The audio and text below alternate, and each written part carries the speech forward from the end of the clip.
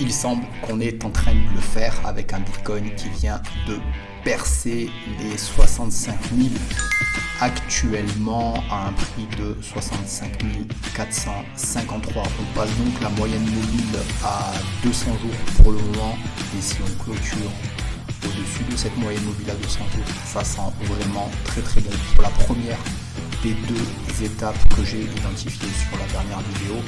Si vous ne l'avez pas vue, je vous invite vivement à aller la voir. J'avais bien défini tout cela sur la chaîne La Circum de YouTube, avec la Fed qui avait fait le boulot et qu'est-ce qu'on attendait donc maintenant, et j'avais bien identifié donc cette première limite de la moyenne mobile à 200 jours, ce qui nous donnait un prix environ un petit peu en deçà des 64 000 qu'on a eu du mal à briser. Si on fait un zoom là, on peut voir que ça a été compliqué. Là on l'a percé, donc il y a dû avoir une nouvelle, peut-être que je ne connais pas encore, qui a favorisé cela. Et donc, je le répète, si on clôture au-dessus de cette moyenne mobile, au-dessus des 64 000 à la fin de cette journée, ça sent vraiment bon pour octobre, novembre, décembre et toute l'année 2025. Donc évidemment, durant l'année 2025, il va se passer un grand nombre de choses. On aura des corrections, mais ça nous laisse de très très bonnes perspectives pour voir un Bitcoin qui va bien performer.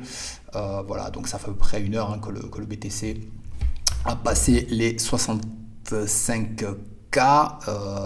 Voilà, c'est le matin pour moi sur le continent américain, en Amérique latine. Donc beaucoup de gens vont se réveiller et vont peut-être commencer à FOMO sur le BTC. Donc de très très bons prix sur le BTC. Donc on va remettre tout ça en dollars.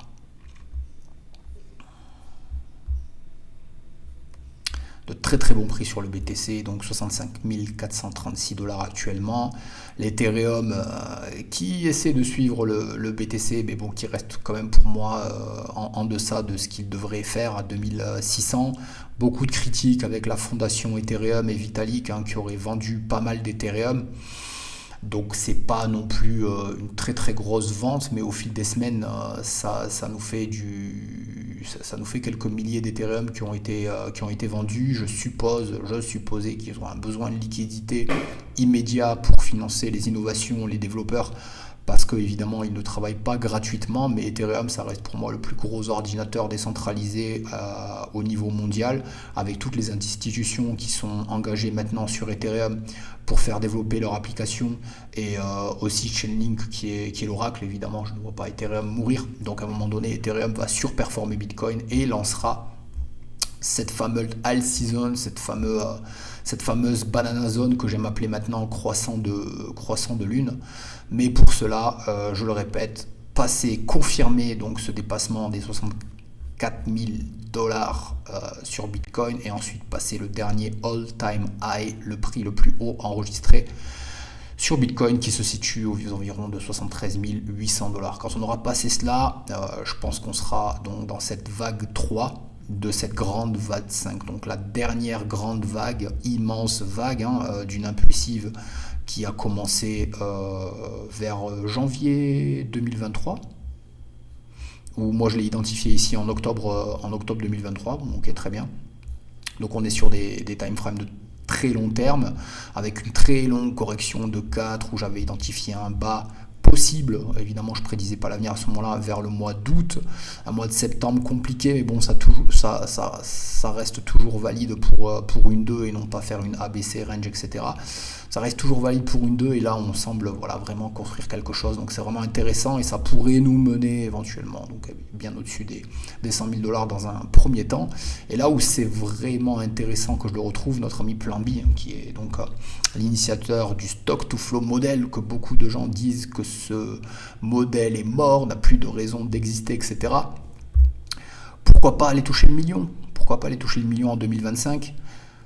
J'ai du mal à le croire, mon cerveau n'est pas prêt, mais le stock to flow model me montre que si. Voilà, donc on va traduire ce post.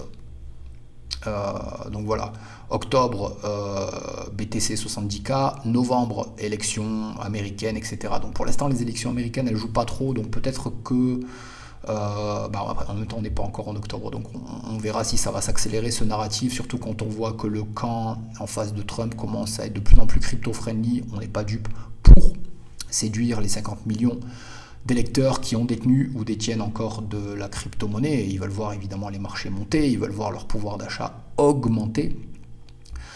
Car la vie est dure pour beaucoup de monde. Je l'ai lu dans la revue de presse de Pierre Jovanovic cette semaine. Et d'ailleurs, je pense qu'à partir de la semaine prochaine, je vais faire une vidéo réaction sur la revue de presse de Pierre Jovanovic qui englobe les infos internationales au niveau macroéconomique, qui est très intéressante, et je ferai le parallèle donc avec ce que je connais de la crypto-monnaie. Ça pourrait être vraiment très intéressant.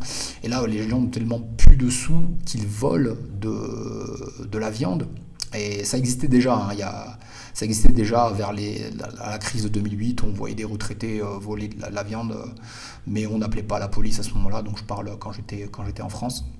Mais là, on voit clairement, maintenant, on a des antivols sur les paquets de steak haché, c'est vraiment dramatique. Donc évidemment, les gens qui investissent dans la crypto-monnaie, dans 99,9% des cas, ils sont là pour gagner de l'argent, faire des très bons résultats en investissement, et pour d'autres en trading. Donc voilà, donc par rapport au stock to flow model, donc chaque ligne est une augmentation par 10. Donc si jamais on passe bullish là, après 1 million, ça serait vraiment une surperformance du stock to flow model. Mais on l'a souvent vu ensemble, pour ceux qui regardent mes vidéos régulièrement.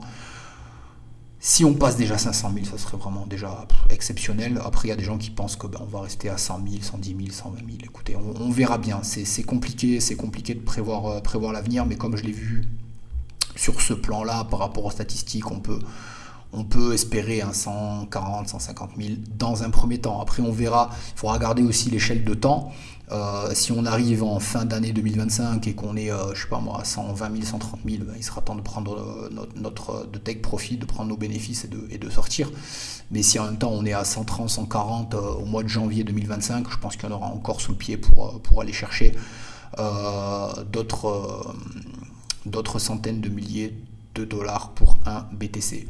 L'Ethereum, lui, qui est mal en point avec cette info-là, que la fondation Ethereum vend, que Vitalik vend depuis des semaines, donc j'imagine que c'est un besoin de liquidité immédiat pour faire fonctionner toute cette fondation Ethereum.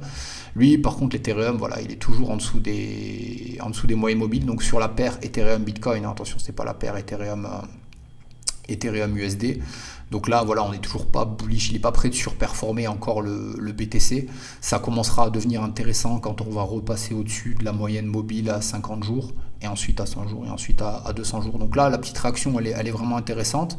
On peut espérer revoir un BTC, un Ethereum pour 0.048 BTC dans un premier temps, et ensuite, selon la puissance de cette hausse et de ce renversement, on pourra ensuite regarder les perspectives sur le plus long terme.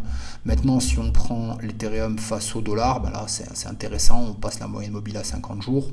On est peut-être en train de construire cette vague 3. Vague 3 qui pourrait nous mener avec un Ethereum.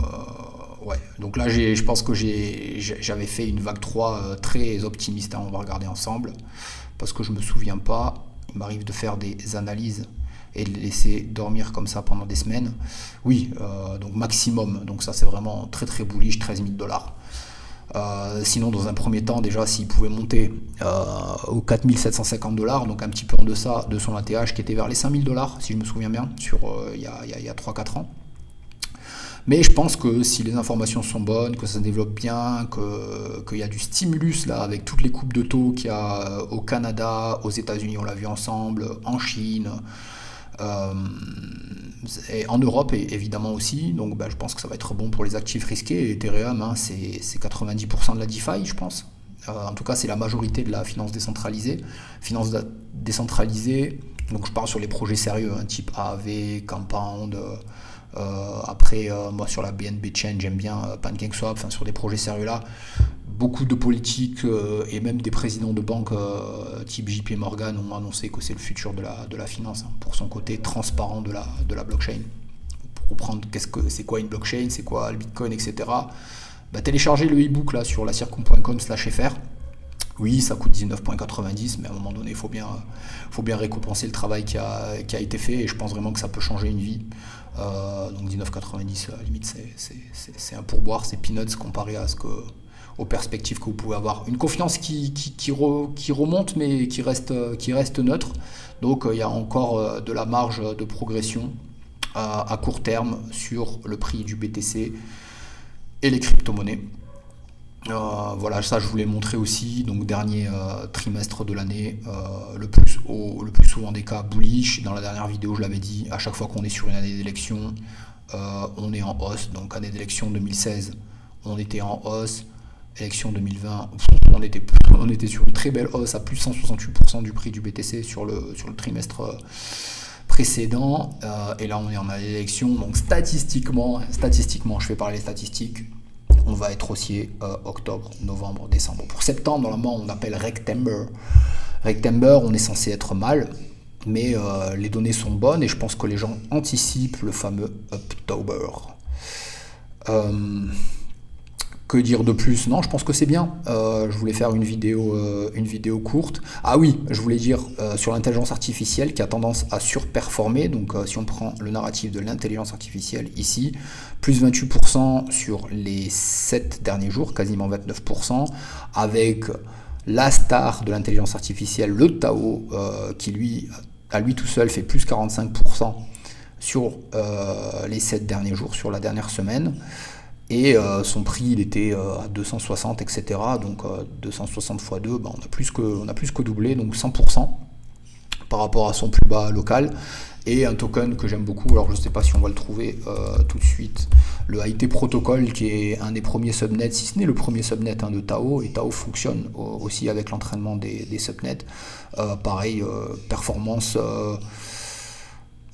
quasiment égale au Tao, mais pareil, il est à plus de 100% de hausse par rapport à son point bas historique et son point bas qui est égal à son point bas local. Donc je pense que l'intelligence artificielle est là pour rester, tant elle a été adoptée par des petites, moyennes et même des grandes entreprises au quotidien, un petit peu comme l'arrivée des moteurs de recherche, etc. Je veux dire, est-ce que vous imaginez aujourd'hui travailler sans moteur de recherche? Est-ce que vous imaginez travailler aujourd'hui sans smartphone? Est-ce que vous imaginez travailler aujourd'hui sans calculatrice, etc. Moi, je pense qu'on en est arrivé là. Je le répète encore une fois, l'intelligence artificielle est pour moi une innovation technologique aussi importante que l'arrivée d'Ethereum sur les crypto-monnaies. Ethereum, grand ordinateur décentralisé pour faire fonctionner les applications à travers la blockchain en utilisant la sécurité d'Ethereum. Et je pense que le Tao et le narratif Bitcoin pour une intelligence artificielle décentralisée et donc incensurable. C'est-à-dire qu'on ne peut pas dire à cette intelligence artificielle « je ne veux pas que tu penses ceci ou cela », puisqu'elle sera entraînée de manière indépendante. Et elle pensera ce qui lui semblera le mieux. Et je pense que c'est ça la solution. Donc voilà, au point de vue personnel, je me dois être transparent, je suis investi évidemment sur le Tao et sur le AIT, et pas qu'un peu. Donc évidemment, il y a peut-être, il y a certainement un conflit d'intérêt dans ce que je dis, mais de toute manière, moi je suis pas conseiller financier. Je donne mon avis, et ça fait un avis qui a 6 ans d'expérience dans l'écosystème. Voilà, j'ai passé quand même, voilà, c'est mon 3e bear market, je crois là. 3e bear market, là ça pourrait être mon deuxième banana zone, croissant de lune, je préfère dire croissant de lune, zone parabolique, voilà, de ce cycle-là. Donc on va voir comment tout ça va se décanter. Donc après, évidemment, personne ne peut prévoir un Black Swan, personne ne peut prévoir une guerre qui s'emballe, et sur le théâtre international, on a beaucoup de tensions et de guerres actuellement. Donc il faut espérer que ça ne s'emballe pas. Évidemment, il faut espérer une issue pacifique à tout cela. Et que ça laisse nos portefeuilles augmenter. Prenez soin de vous, suivez votre plan, parce que c'est comme ça que vous trouverez votre succès. À très bientôt. Ciao, ciao.